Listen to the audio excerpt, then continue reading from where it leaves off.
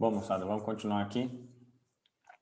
Então, a gente entra aqui nessa segunda etapa, né, de fisiologia da digestão aplicada. Quem não assistiu a aula de comportamento, sugiro que assista lá para a gente poder criar uma linha de raciocínio e um entendimento mais fácil aqui agora. Bom, primeiro a gente não pode falar, né, de fisiologia da digestão sem falar da boca, né? Seria aí o primeiro local, o primeiro orifício onde esse alimento, de fato, né, teria uma dinâmica mais íntima com o trato gastrointestinal. Então, basicamente, na boca, né, a gente tem os processos de salivação, manipulação do alimento e deglutição, tá? E esses processos vão acontecer através de estruturas específicas, né? Então, principalmente parte inferior e superior da boca, os lábios, né, na parte mais externa, a língua como principal agente aí de movimentação, de manipulação desse alimento dentro da boca, né, principalmente para deglutição também. Os dentes, pensando em incisivos, né, na apreensão do alimento, e os molares e pré-molares, principalmente na redução do tamanho de partícula. A gente vai ver que o cavalo tem uma capacidade, né, de reduzir o tamanho de partícula do alimento muito grande.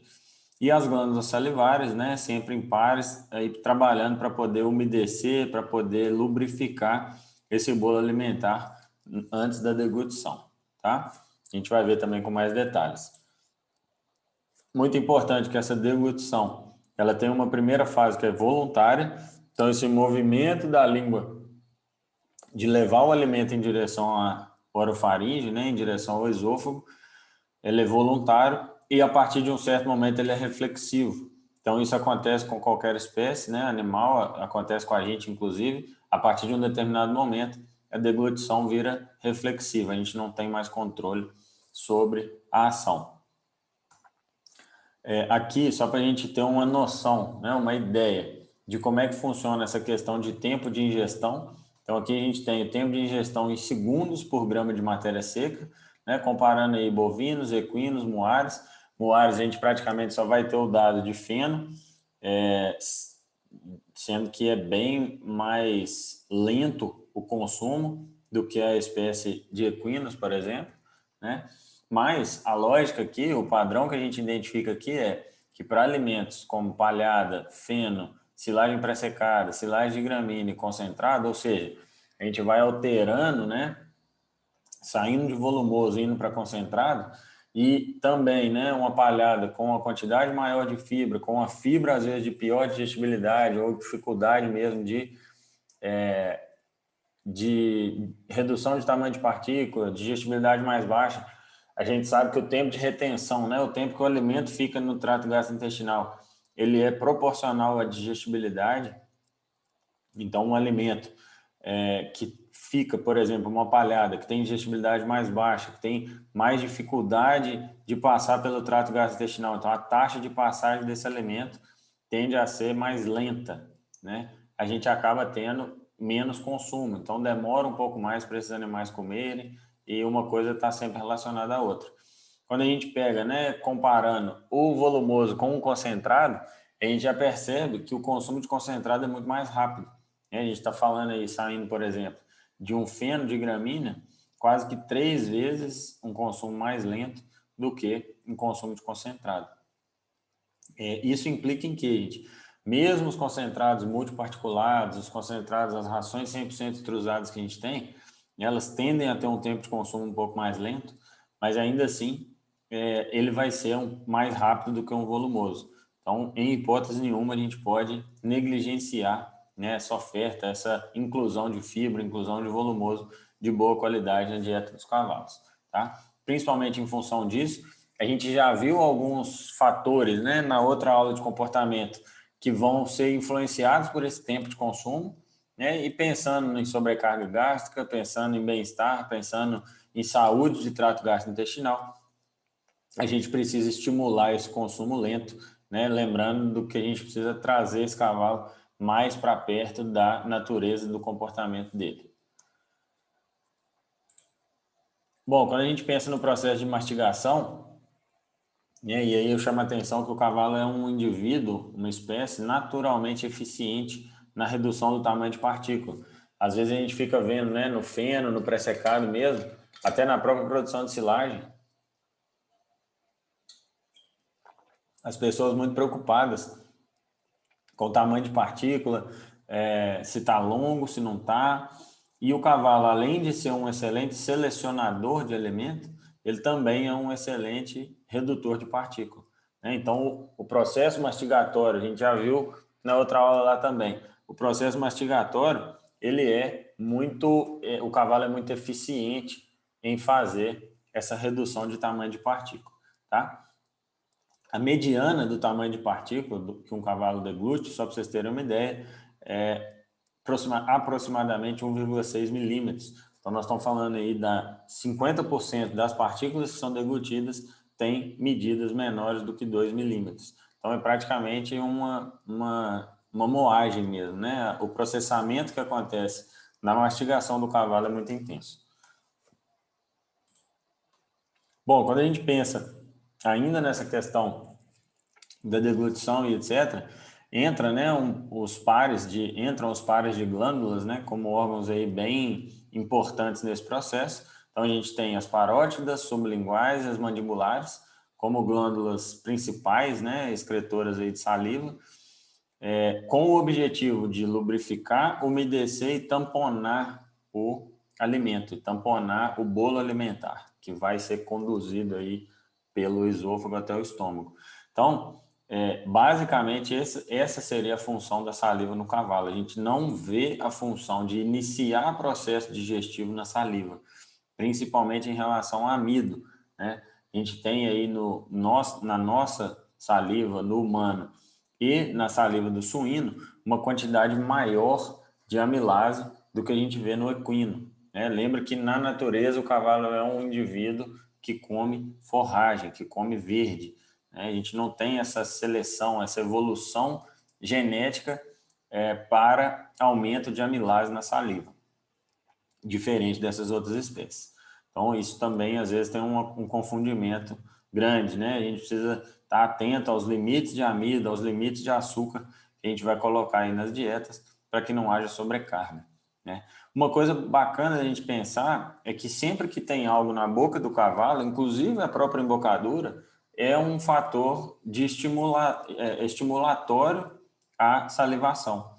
Então, essa salivação ela vai acontecer quase que o tempo inteiro, mas ela vai ser muito estimulada quando tem alguma coisa na boca, quando está havendo algum tipo de mastigação, né? Então, ficar muito atento a isso também, porque depois nós vamos ver como isso vai influenciar, né, em relação à dieta, em relação aos tipos de alimentos que a gente coloca na dieta, como isso vai influenciar nessa produção total de saliva durante o dia de um cavalo. Esse quadrinho aqui a gente já viu na outra aula, né, mas não podia deixar de comentar, é a proporção dos segmentos do trato gastrointestinal. Então, a gente pega aqui, né, o estômago como uma proporção, né, um volume, uma capacidade de volume, capacidade volumétrica bem reduzida em relação ao restante do trato gastrointestinal. O intestino delgado aí já com uma participação, né, pensando em digestão enzimática razoável, com 30% de volume, e somando o seco e os cólons, né, intestino grosso, é aproximadamente 60%. Então, mostrando a habilidade, né, e a essência, vamos dizer assim, nutricional do cavalo em digerir fibra, né, em ter esse intestino grosso, seco, muito colonizado, não que as outras porções não sejam, né, a gente já tem estudos mostrando que todo o trato é colonizado, todo o trato tem a sua microflora específica, né, mas o seco e o intestino grosso como grandes protagonistas aí nessa questão de digestão microbiana, né, de fermentação do alimento. Bom, quando a gente caminhando, né, do esôfago para o estômago, a gente tem aí principal função, vamos dizer assim, né, misturar a digesta, misturar o alimento ali dentro mesmo, né, e manter esse alimento ali dentro tempo suficiente para que ele possa sofrer ação já de algumas enzimas, né, já de alguns fatores que vão ser liberados aí por esse estômago. Então, esse estômago ele tem uma porção, vamos dizer assim, que é a glandular, né? Então, essa parte superior mais próxima do cárdia, ela vai ser a glandular, e uma porção mais inferior, ela é glandular, ou seja, ela produz algum tipo de secreção, né? Nessa porção aglandular, a gente tem relatos aí na literatura que já há algum tipo de fermentação microbiana, né? O pH nessas duas regiões do estômago é bem diferente, então há possibilidade de crescimento microbiano, de fermentação, principalmente de açúcares simples nessas regiões, né? É uma região mais móvel do estômago, tem uma atividade, então, principalmente nos carboidratos, né, e a lise de algumas proteínas também, né, já nessa região. Nesse processo, né, de digestão enzimática, já tem liberação de fator intrínseco, né, envolvido aí principalmente com a absorção de vitamina B12 no intestino delgado. Essa liberação, né, de ácido clorídrico, o H+, esse pH baixo, vai fazer essa conversão de zimogênio, né, um fator envolvido aí também na digestão, na redução dos tamanhos de partícula. Essa conversão de pepsinogênio em pepsina, né, sendo o principal aí, fator atuando nessa quebra da estrutura quaternária da proteína, então já iniciando um processo de digestão. Liberação de lipase gástrica, também já iniciando o processo de digestão das gorduras, né, dos lipídios. E como a gente comentou, essa liberação de muco, né, muco gástrico, principalmente para lubrificação e proteção da mucosa. Quando a gente pega a área de transição do estômago, né, a área glandular para a área aglandular, a gente tem uma área meio desprotegida, uma mucosa meio de transição ali, que a gente chama de marcos plicatus. Essa mucosa de transição, gente, por ela não estar 100% protegida pelo muco, né, e já ainda não ser esse local, vamos dizer assim, que não sofre ação de suco gástrico, que não sofre ação de pH mais baixo, ou pelo menos não 100%, essa região é muito bem marcada anatomicamente e muito bem, bem conhecido que esse é o local onde mais acontece úlcera gástrica, tá? Por estar nesse tecido de transição, por estar pela própria localização anatômica dessa divisão, né? Então, o nome dela é marcos plicatus e normalmente é o local onde acontece a maioria dos casos de úlcera gástrica, né? Não que não possa acontecer em outros locais, inclusive nas partes tanto glandular quanto aglandular, mas o marcos plicatus seria aí uma mucosa de transição mais sensível. Bom, quando a gente pensa, né, já iniciando essa digestão no intestino delgado, a gente já tem aí os sais biliares sendo liberados, né, pelo fígado, a bile. Então, o cavalo, ele não tem vesícula biliar, né, uma particularidade anatômica importante.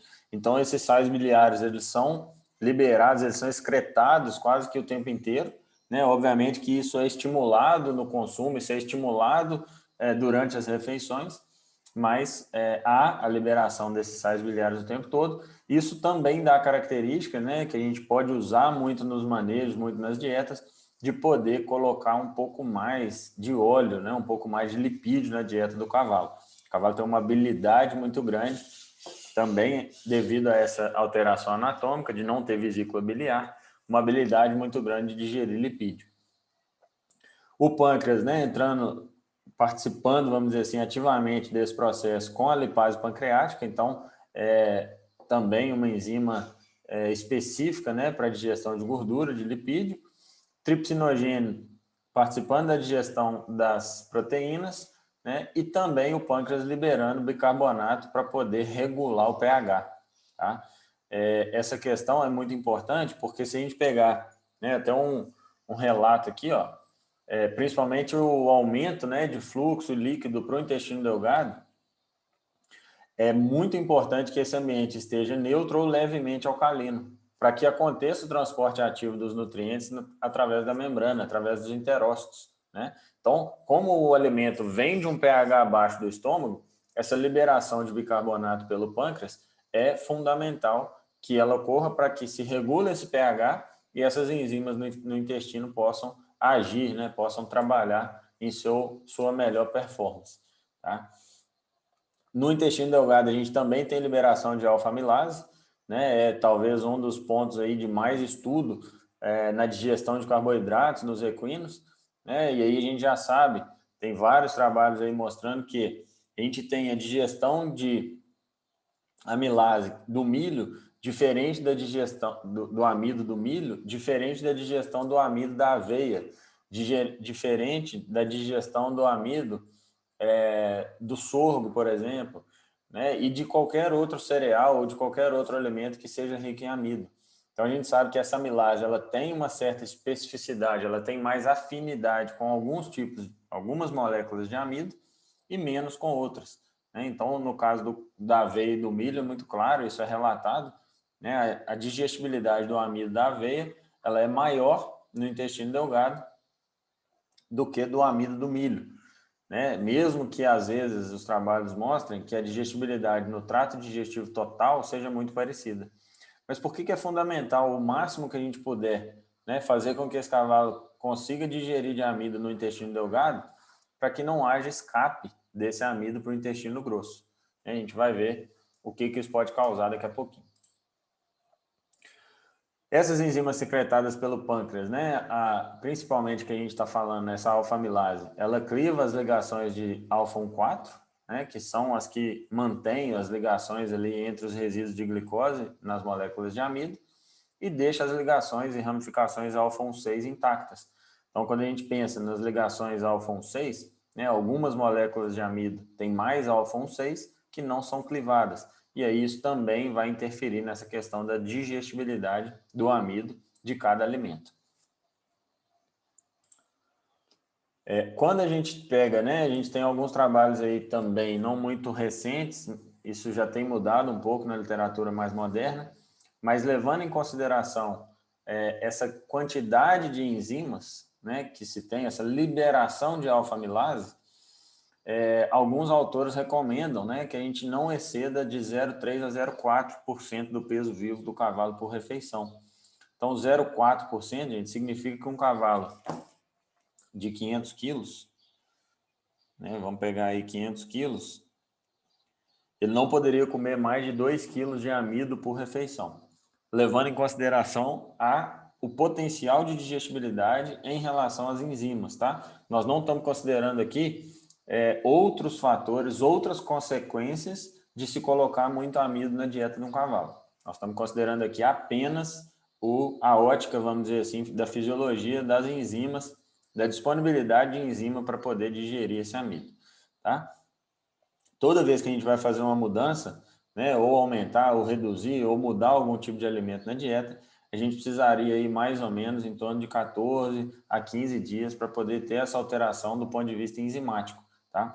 Essa produção de alfa-amilase no cavalo, ela é um caso bem clássico, né, de adaptação, e a gente poderia até falar de nutrigenômica, né? Significa o quê? A partir do momento que a gente aumenta as quantidades de amido na dieta, a resposta que esse cavalo tem fisiológica é que ele aumenta a quantidade de enzima secretada. Ou seja, essa quantidade de enzima que vai ser secretada, ela é quase que dose e resposta. Então, a partir do momento que a gente tem a presença de um nutriente, a gente altera um complexo enzimático, né, um complexo proteico, que vai responder aumentando a produção dessa enzima. Então, essa adaptação, normalmente ela acontece em torno de 14 dias. Então, sempre que a gente for aumentar, incluir, né, mais concentrado, algum outro tipo de concentrado, a gente precisaria levar em consideração aí esse período de adaptação.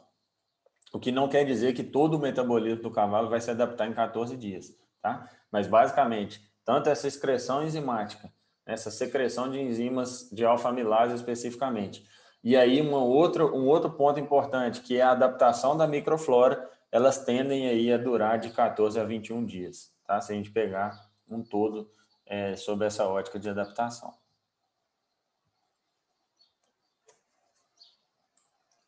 Bom, quando a gente vai para o intestino delgado ainda, né, pensando em uma subdivisão, a gente teria mais ou menos aí para um cavalo de 500 quilos de peso vivo, as seguintes divisões ou as seguintes proporções. Um duodeno mais ou menos de 1 metro, né? Então, o primeiro fragmento, a primeira fração do intestino delgado ali, mais ou menos de 1 metro, o jejuno, mais ou menos 19 metros, e o ilho, mais 1 metro, até chegar no intestino grosso, né? No seco e nos cólons. Então, durante esse percurso, né, que a digesta faz, vamos dizer assim, a gente tem ali alguns receptores, alguns complexos enzimáticos, né? Como eu comentei logo antes, que são esses complexos, são esses sinalizadores, vamos dizer assim, né? E aí aqui a gente tem um grupo específico que são os transportadores de sódio glicose, né? Numa tradução mais ao pé da letra. Então esse grupo, esse complexo enzimático SGLT é o responsável por fazer essa variação, né? De resposta. Se tem mais daquele nutriente presente no trato digestivo, vai ter mais enzima sendo secretada. Se tem menos, vai ter menos enzima sendo secretada. São esses transportadores de glicose, tá? Eles praticamente são a principal rota, né, de absorção de açúcar do lúmen para o enterócito. Então, principalmente nessa rota, nesse complexo, são canais, né, canalículos ali presentes, eles vão ser os responsáveis por também fazer essa absorção de açúcar. Então, são sinalizadores químicos ali que têm essa capacidade de entender que tem um excesso ali de carboidrato, um excesso de açúcar e precisa aumentar a secreção, a excreção de alguma enzima, né? Além de entender, fazer essa regulação através de sinais, né? De terminações ali nervosas mesmo, de bioquímicas, vamos dizer assim, eles também fazem esse canal, né, de absorção de açúcar. Então, a regulação desses canais, né, ao longo do intestino delgado, ela é fundamental para a absorção de glicose e prevenção de desbalanço. Então, uma vez que a gente faz uma inclusão de concentrado muito rápida, né, e não dá tempo desses canais, dessa expressão desses canais acompanharem o aumento da inclusão de concentrado, a gente vai ter escape, muitas vezes, de açúcar, muitas vezes de carboidrato, para a digestão do intestino grosso, tá? Quando a gente faz essas adaptações graduais na dieta, a gente dá tempo da fisiologia adaptar, vamos dizer assim, né? Aumentar a expressão desses canais de transportadores de glicose, e aí sim, mesmo às vezes com uma maior de concentrados, a gente acaba não tendo problema, né? E aí, às vezes, a gente vê muito assim, nossa, mas tal cavalo comia não sei quantos quilos de ração e nunca teve problema. A partir do momento que esse animal está adaptado para aquele tipo de dieta, não que isso seja saudável, mas as chances são que esse cavalo vai ter menos problema, né? Do que um cavalo que faz uma troca de dieta muito abrupta para uma quantidade muito grande de concentrado, principalmente se tiver muito carboidrato, né? Às vezes tem uma quantidade um pouco maior de concentrado, mas à base de óleo, à base de outras fontes energéticas, né? E não só açúcares, não só principalmente amido, o que dificilmente acontece para a gente, porque a maioria das nossas rações, a maioria das nossas dietas são de base de milho, né? Amido de milho. Então, é muito comum a gente ter dietas com excesso de açúcar, excesso de amido, excesso de carboidrato, e às vezes esses cavalos passando por distúrbios, porque eles não foram adaptados a essas dietas. Então, lembre-se que o aumento da expressão desses canais, eles acontecem de forma gradual, a partir do momento em que esse aumento de concentrado na dieta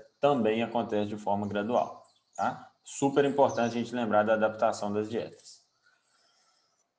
Bom, quando a gente caminha para o intestino grosso, né, a gente já vai para uma atividade fermentativa, e aí aqui automaticamente já tem que remeter a gente à participação de fermentação microbiana mesmo, né? Então nós estamos falando aí de seco, cólons, ventral, dorsal, direito, esquerdo, flexuras, tanto flexura pélvica, flexura diafragmática. Vocês já viram isso aqui com muita clareza lá na anatomia. Então, algumas coisas, né, a gente vai acabar não aprofundando, mas vocês precisam relembrar um pouco do que foi visto nas disciplinas básicas, tá?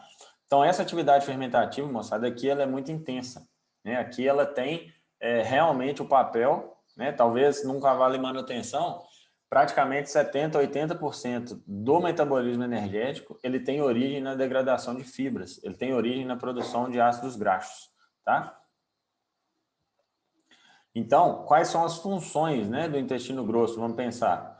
Retenção da digesta, então tempo suficiente para que aquela digesta sofra uma fermentação microbiana, né, tempo suficiente para que haja fermentação ali dentro. Essa fermentação, essa atividade microbiana, degradar a parede celular, né, degradar o que for de material digestível, o que for degradável, né, potencialmente degradável. Ele tem o intestino grosso, ele tem a função de absorção de água. Ele, em toda a sua porção, ele não tem a função de digestão enzimática. Digestão enzimática ocorreu lá no intestino delgado. Nessa porção de intestino grosso, basicamente a digestão é fermentativa, tá? Então, como a gente não tem aqui função enzimática, basicamente sobra, né? Vira a função de câmara fermentativa, absorção de água, absorção de eletrólitos, absorção de ácidos graxos, que é o que vai sendo produzido, né, como fonte de energia para o metabolismo energético, e tamponamento, muitas vezes, da dieta, pensando nessas trocas de eletrólitos, né, pensando que a produção de ácidos, né, o tempo inteiro precisa haver um equilíbrio. Então, esses ácidos graxos eles estão sendo produzidos, mas também estão sendo absorvidos. E quando, lá atrás, voltando lá naquela questão de escapar açúcar, escapar carboidrato para a digestão no intestino grosso, às vezes a gente começa a favorecer um grupo específico de bactérias que começa a baixar demais o pH do intestino grosso, né? E aí a gente começa a expor esses animais a um processo de acidose. Inicialmente, um processo de acidose no intestino grosso, né? Um processo de acidose intestinal, vamos dizer assim, passando posteriormente para as chances são que vai acontecer uma acidose metabólica, né? E aí nós estamos falando de uma mudança de pH sistêmica, de uma mudança de pH. Isso acontece no cavalo com muita facilidade, pensando que o intestino grosso ocupa uma parte muito grande, né, uma porção muito grande aí do metabolismo, do corpo, da anatomia e assim por diante.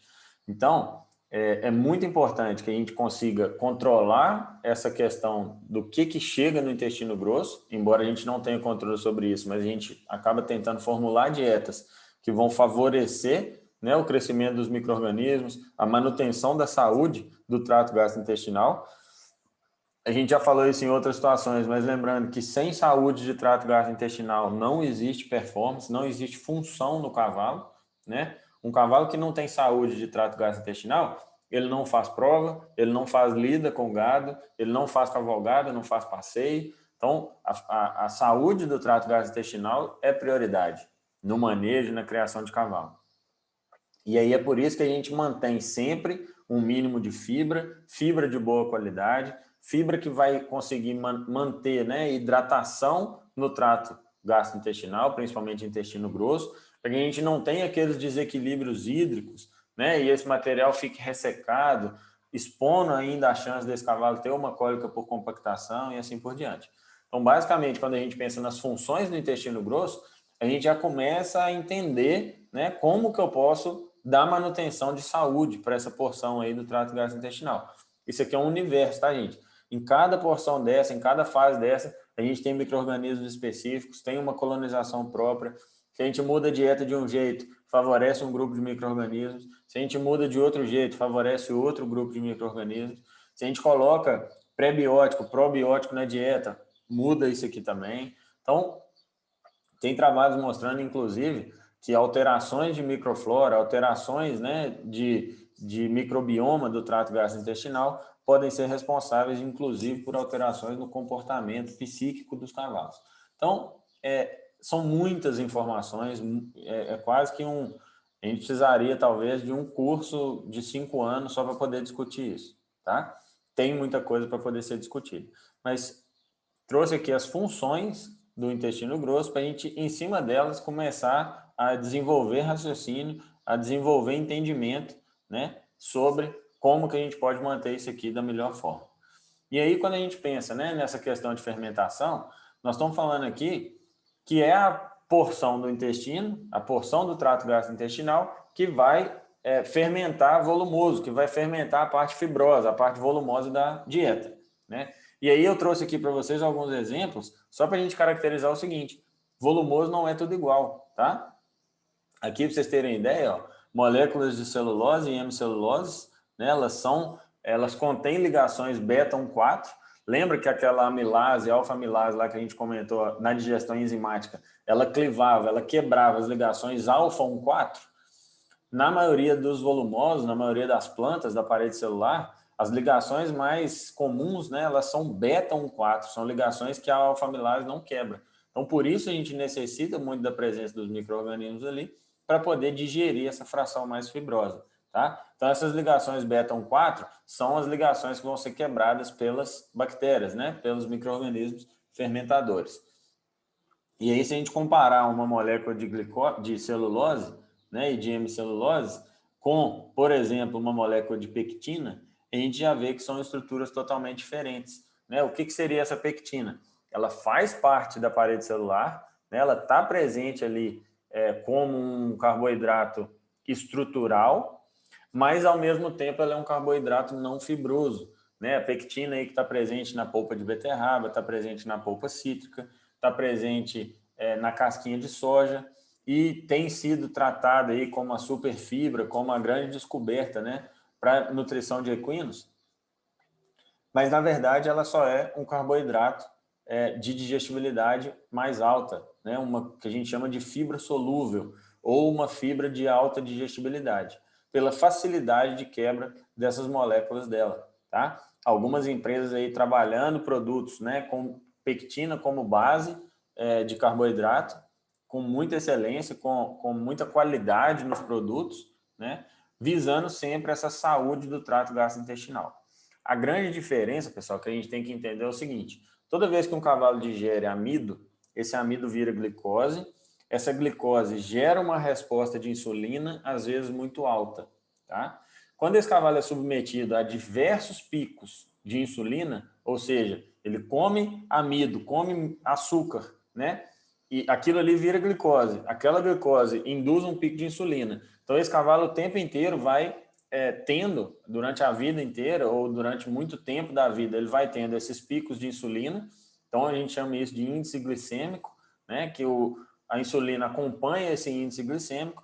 E aí, essas dietas que têm muito açúcar, elas são dietas de altos índices glicêmicos. Bom, o que isso acontece?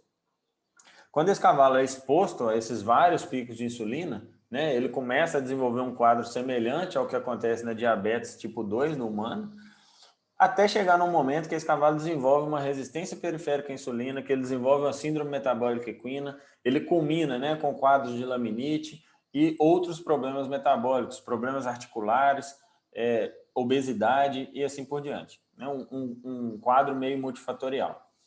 Hoje já se tem muito mais conhecimento sobre isso, né? E de trabalhos recentes, de avaliações aí recentes. A gente tem visto muita coisa disso no campo, tem acompanhado alguns casos sobre isso. E qual que é o grande ganho, vamos dizer assim, de colocar pectina na dieta no lugar do amido? Quando essa pectina, como ela não é digerida por enzimas, porque ela não é quebrada por enzimas alfa, né? As ligações dela não são do tipo alfa, são do tipo beta, mas ao mesmo tempo ela tem uma digestibilidade muito alta, ela, ao invés de virar glicose no metabolismo do cavalo, ela vira acetato. Então, a grande maioria, né, do ácido graxo que vai ser produzido a partir da fermentação da pectina é o acetato. E ele não gera esses altos índices glicêmicos que a gente está comentando. Então, é uma fonte de carboidrato, é uma fibra de alta digestibilidade, a gente promove saúde no intestino grosso e, ao mesmo tempo, tem em uma quantidade relativamente reduzida em relação ao feno, em relação a uma silagem, por exemplo, né? Tirando a parte de grão de uma silagem de milho, por exemplo, pensando só na parte vegetativa, a pectina, ela, numa menor quantidade, fornece uma quantidade um pouco maior de energia. Então, é uma ótima fonte de carboidrato para a gente substituir o amido nas dietas, tá? Os açúcares simples, né? O melaço e assim por diante. Então, a pectina em si é uma ótima fonte de carboidrato. Por que ela não é mais utilizada, né? É muito utilizada na casquinha de soja, principalmente em algumas misturas, vamos dizer assim, em algumas formulações aí próprias, que são feitas às vezes dentro da fazenda mesmo. A gente não vê muito uso de casquinha de soja em rações comerciais, embora deveria ou poderia ser mais utilizada. pectina contida na polpa cítrica, quando é colocada na ração, tem uma certa recusa, né, até 5 a 10% ali de mistura na ração. Né? Tem trabalhos mostrando que até essa quantidade os cavalos ainda comem, mas a partir daí já começa a ter recusa desse alimento no coxo. Então, a maioria das formulações comerciais não utiliza. E a polpa de beterraba, né, que contém muita pectina também, uma composição muito próxima da polpa cítrica, acaba ficando muito caro, né? Então não é acessível aí para todas as indústrias. Embora a gente tenha produtos excepcionais aí no mercado que contém essa polpa de beterraba na formulação, tá? Então, só para a gente ficar atento a isso aqui, a pectina é diferente da celulose, diferente das hemiceluloses e promove saúde ao mesmo tempo em que fornece energia, né? Saindo um pouco dessa questão mais metabólica da glicose, da insulina, que não é tão natural para o cavalo. Lembra que o cavalo é um indivíduo que come forragem, é um indivíduo que come fibra, né? E essa mudança de hábito, essa inclusão de concentrados à base de amido, à base de açúcares nas dietas, a gente começa a perceber, né? Começa a colher frutos disso quando a gente começa a ver aí inúmeros casos de síndrome metabólica, de problemas articulares, problemas no aparato locomotor e assim por diante. Tá? Então, sempre que for possível, a gente deve sim incluir mais fontes de pectina, mais fontes de celulose de alta digestibilidade nas dietas dos cavalos. É mais natural e mais saudável para eles. Tá? Por outro lado, a gente tem as frutanas, né? Que nas gramíneas, principalmente temperadas, são cadeias solúveis em água, também não são digestíveis, né, pelas enzimas dos mamíferos, mas têm alta taxa de fermentação, tá? Também, inclusive, podem ser fontes aí de causas, né, de cólicas por excesso de fermentação, a gente chama de cólicas fermentativas, causas de complexos, né, de cólica laminite e outros distúrbios, né, outras síndromes aí de abdômen agudo. Então, essas frutanas, embora não são digeridas enzimaticamente, podem, em algum momento, às vezes mesmo em outros locais que não sejam só no intestino grosso, podem ser causas, vamos dizer assim, de problemas devido à altíssima taxa de fermentação que elas têm, tá? A gente não tem tanta presença, né? Não tem tanto problema com frutanas em gramíneas tropicais, como a maioria das que a gente trabalha aqui no Brasil, exceto em algumas gramíneas em algumas regiões muito específicas, tá? Mas é sempre bom a gente ficar de olho, né? Entender qual tipo de alimento que a gente está usando e lembrar, gente, que nenhum alimento deve ser analisado de forma isolada. Todo alimento é um ingrediente de dieta, né? A gente precisa mudar esse conceito de dieta de cavalo, que a dieta é a ração, a dieta é o alimento em si, né? O alimento ele é só um ingrediente. O que esse cavalo come de nutriente ao longo das 24 horas do dia dele? Quando a gente começa a entender isso, a gente consegue usar diferentes alimentos, diferentes fontes de volumoso, consegue promover saúde e consegue promover desempenho do jeito que a gente gostaria, tá? Lembrem sempre desse conceito, dieta. O que esse cavalo come em 24 horas, o que tem de nutriente nessa dieta. Alimento para a gente é um veículo de nutriente. Então a gente precisa entender como utilizar da melhor maneira. Obviamente que tem alimento que não dá para usar mesmo, né? Mas, se for possível e se der para ser utilizado, a gente vai entender como utilizar da melhor maneira possível. Quando a gente pensa, né, nos principais micro-organismos aí colonizadores de intestino grosso, nós estamos falando de lactobacilos, streptococcus, né, e bactérias utilizadoras de lactato. Basicamente, o que a gente quer promover, né, manter um pH acima de 6, para que a gente tenha as bactérias fibrolíticas, né, e aí os principais grupos são a espécie, né, são os Fibrobacter. Essas bactérias fibrolíticas, elas são meio que intolerantes mesmo ao pH mais baixo, então elas são suprimidas abaixo de 6 e quase que inibidas abaixo de 5,9, 5,8.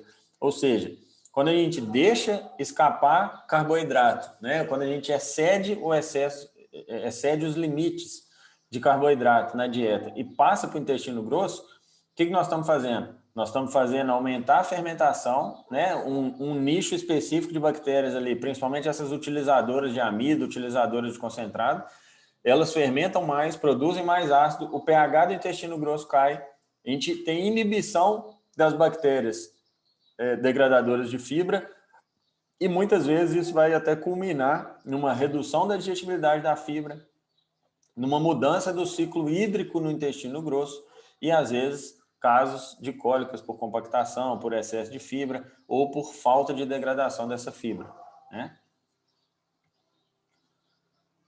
A maior atividade fermentativa está no seco e no cólon.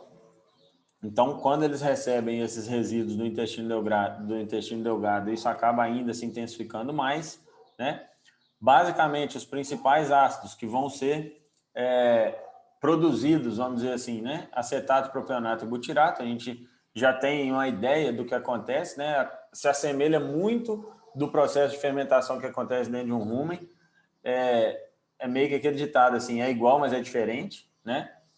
Esses produtos de fermentação, além dos ácidos graxos de cadeia curta, que a gente chama, vitamina B também produz metano, tá? Também produz aminoácido, proteína microbiana e, em alguns casos, também produz ácido lático, né?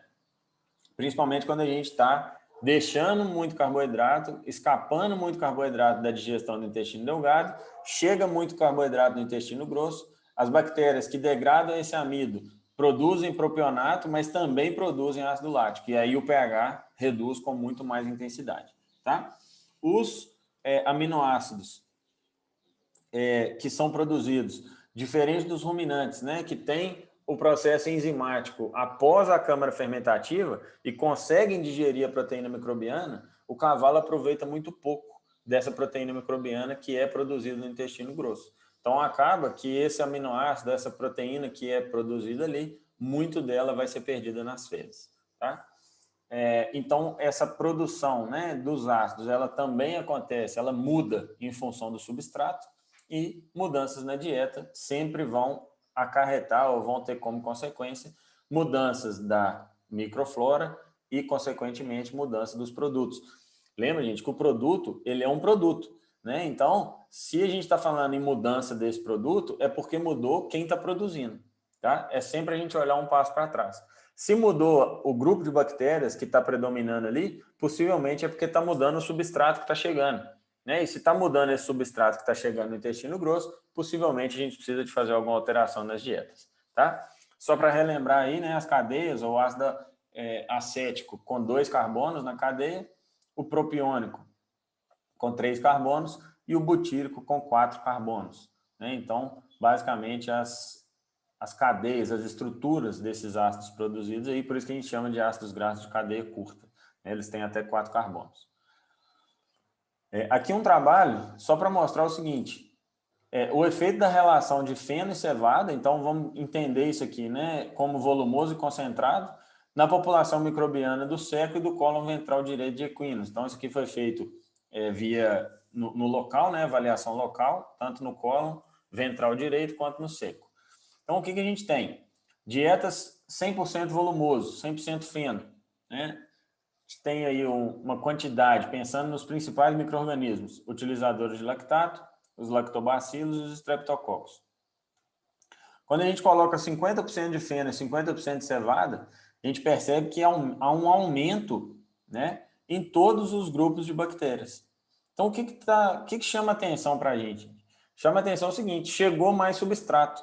Se chegou mais substrato, a gente começa a ter, até um certo limite, uma maior população. Por quê? Porque tem mais alimento, tem mais substrato para essas bactérias e as colônias, né, as bactérias podem crescer, podem fermentar mais, podem produzir mais ácidos graxos. E o que nós estamos falando aqui? Que esse cavalo está ingerindo mais nutriente, ele está ingerindo mais carboidrato na dieta. Então, invariavelmente, o que está acontecendo? Está chegando mais substrato, mais energia vai ser produzida, né? Nós estamos falando de um cavalo que comia só feno, agora ele come metade da dieta de feno e metade da dieta de grão, de cevada. Então, está chegando mais energia, está chegando mais substrato. É natural que a gente vai ter um aumento também na energia metabólica geral ali que está sendo utilizada, né? Energia digestível aumenta, energia metabolizável aumenta e energia líquida para a utilização do cavalo também aumenta, tá? Quando a gente passa para 30% de feno e 70% de cevada, então nós estamos falando o quê? Agora nós estamos mantendo um limite mínimo de fibra, ou seja, pensando só na saúde do trato gastrointestinal, né? Mas essa fibra quase que não está participando mais com a energia da dieta. Agora quase que toda a energia da dieta está vindo do grão. A gente ainda tem um aumento nas utilizadoras de lactato, mas aqui, ó, no cólon, a gente já começa a ter uma diminuição. Então, a gente sai de 2,12 vezes 10 a 7 para 8,6 vezes 10 a 6. O que isso aqui está falando para a gente? Opa, talvez tenha sido concentrado demais, o pH diminuiu. Quando esse pH diminuiu, esse grupo de bactérias, que é um pouco mais sensível a pH baixo, não conseguiu manter esse crescimento, não conseguiu manter essa colônia. Então, aqui, ó, talvez a gente já tenha começado a perder um pouquinho de saúde, tá? Embora, né, as lactobacilos e streptococcus aumentaram as quantidades de colônia. Então, mostrando que o pH legal para elas fez com que elas crescessem mais, mas as que já são um pouco mais sensíveis a pH mais baixo já começou a diminuir, né? Então, a gente ficar atento a essas dietas aí que tem concentrado demais, que tem, não, nós vamos colocar fibra só para manter saúde. Cuidado, porque às vezes essa manutenção de saúde tem uma linha muito tênue aí onde a gente não enxerga, onde a gente não consegue perceber se a gente está colocando esses animais em risco ou não, tá? Para a gente ver aqui a mudança de produto, né? Olha aqui o que aconteceu, ó. O pH dessas dietas, 6,7, a dieta de 50 e 50, 6,4, então estatisticamente igual, e na dieta com 30% de feno e 70% de cevada, 6,2, já diferente da dieta A, tá? Então já mostrando para a gente que é 0,4, 0,5 de diferença de pH, mas lembra que pH está em escala logarítmica, então 0,1, 0,2 de mudança de pH pode significar uma mudança intensa, pode significar uma mudança grande, tá? Quantidade de lactato produzida, ó, 53,2 contra 227 miligramas por litro contra 435. Então, mostrando para a gente que o ácido lático estava presente, né, o lactato, porque nesse pH a gente vai acabar tendo o lactato, e mostrando que esse pH está caindo. Por quê? Porque está tendo maior produção de ácido. Quando esse pH cai, ou quando ele reduz, né, a gente acaba tendo essa quebra ou essa diminuição, vamos dizer assim, das bactérias que são mais sensíveis, né?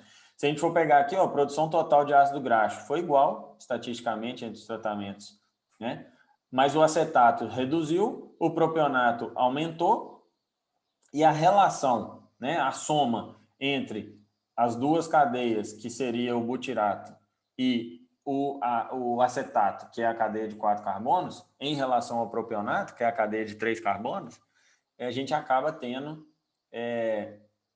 uma mudança nessas relações. Então, o que está mostrando isso para a gente? Às vezes, a produção total de ácido graxo não mudou, não tem problema. Mas a proporção entre esses ácidos graxos vai mudar e isso vai fazer com que o pH reduza. Porque cada ácido desses, vocês vão lembrar, tem um pKa diferente, né? Que é aquele pH onde 50% do ácido está associado e 50% está dissociado. Vamos relembrar lá na bioquímica.